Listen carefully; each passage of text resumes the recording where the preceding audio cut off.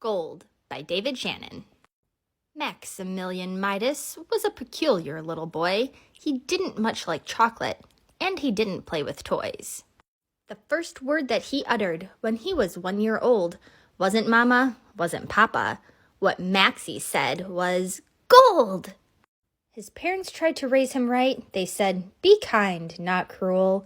But Max's brain got stuck on gold when they taught the golden rule. His mother hugged him every night. His father read him stories. "A hug's a hug," Maxie shrugged. "And all those books are boring." He didn't like to go to school. He cheated on his tests and counted up his golden stars. There were 50, more or less.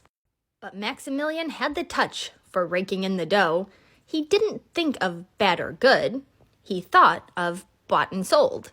He started selling lemonade out on the parking strip, and on the hottest, driest days, he sold it by the sip.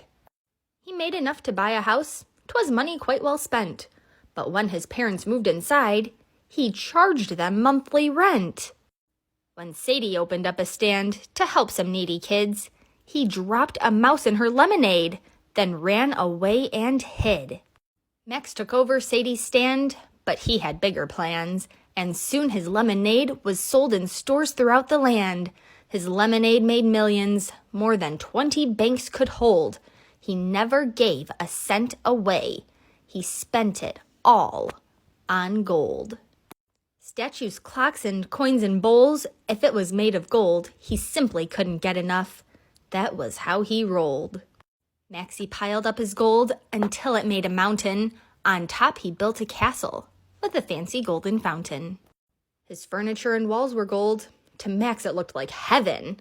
A lot of people said, "Not bad for a kid who's only 7.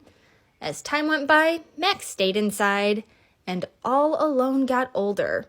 His outlook didn't change a bit. In fact, it just got golder. "Gold is what I love the most," Max would often cry. "I love it more than teddy bears or mother's apple pie. I wish the world was made of gold and gold was everywhere. I'd like to eat and drink it and breathe it in like air." Then Max got to thinking as he was making breakfast. He came up with an idea that was positively reckless.